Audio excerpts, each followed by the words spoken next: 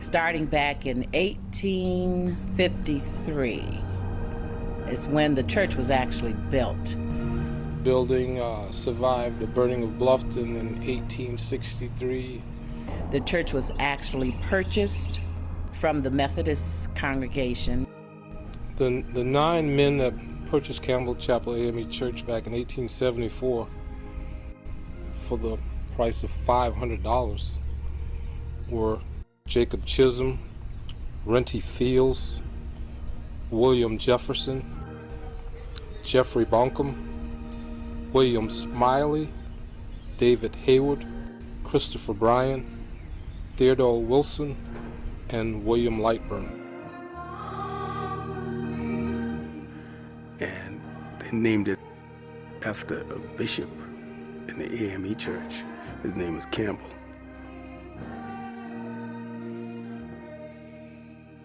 Somebody had a dream, and the dream came true.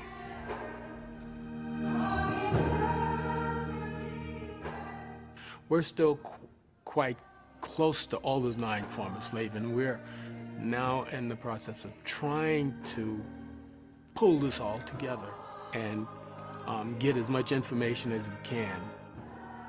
We have chosen a person, older person from the community who really know the roots of Bluffton, and that's how we are regaining a lot of our history. It's the people that's going to really tell the story of the importance and that legacy, how it plays in the history of Bluffton. It's a big missing piece of the puzzle out of Bluffton.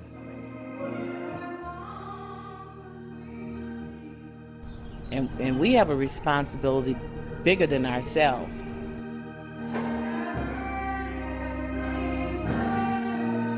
Part of the reason why we started in this because our kids know little about the history of this church.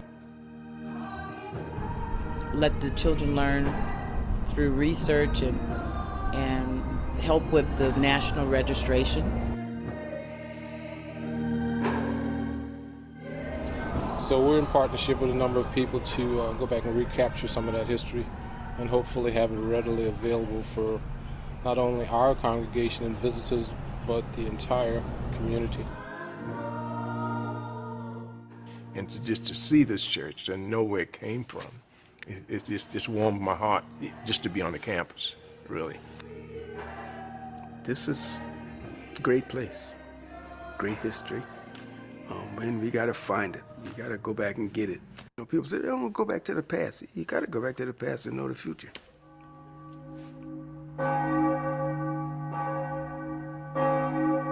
The church was the 12 o'clock bell. The church was a source of information. And it was like getting an education. You know, we learn plays and we perform. You know, we learn how to sing. Some of us learn how to play the piano. I remember the rich music, and I love the gospel songs. And I don't know if that led me to become a music major. It felt like home. A lot of love. It seemed to be more of a family-centered kind of meeting where you knew that you were loved. And your parents told you when you come in here, you came in here to serve God, be quiet, listen to the preacher, listen to the stewards. And if you didn't, what's going to happen to you? You knew that it didn't take your mom or your dad or your grandma. Anyone in that church was your mom. We had that sense of discipline and that sense of love. It was just a warm feeling being here. It was almost like it was always a celebration all the time. You know, you'd get together, they have cookouts, and everybody came. You know, everybody knew each other. White, black, blue, didn't make no difference. Everybody knew each other. Campbell itself brings a lot to the community. But since we've gotten away from this building, it doesn't seem to mean as much as it did before. But that's where we're trying to get back to bring this building back to life.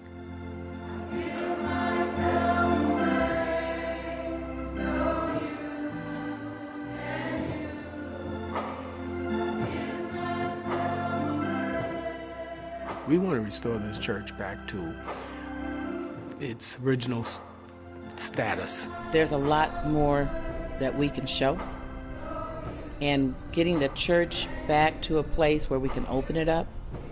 We can have weddings there, chamber music, have something out there that's going to tell the story. That's a part of our memorial garden we want to put up. We are attempting to honor them by creating a Founder's Garden. Founder's Garden is going to be placed on the historic church property. And then we can have a place for people to come and sit and meditate, and we may have some columbarium areas there for our deceased, for their remains. It gets pretty exciting, and we're going to do monuments, and we really are trying now to start the ball rolling and getting the word out and putting the church where it really should be. There's a talk of having a Saturday's market where we can have our kids do some farming and learn how to harvest and turn them into entrepreneurs, and let them, during the farmers market, sell the produce and donate the proceeds to continue restoration and maintenance of the historic chapel, as well as through the soup kitchen that we have on Wednesdays here at Campbell. It's a learning opportunity. It's a celebration. It's just a place where we can have something that we've done together as a community and then enjoy it.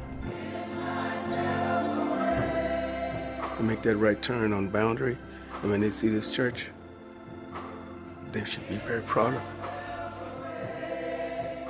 It's part of history, and that's what we want to go back and recapture. That's what we want to do to unite the community. This is not a Campbell Chapel effort.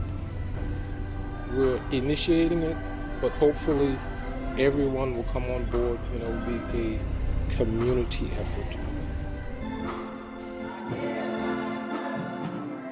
I think it's a way for the Bluffstonians, the ones that were born here, and the ones that have come here, to really make a mark on this part of the state.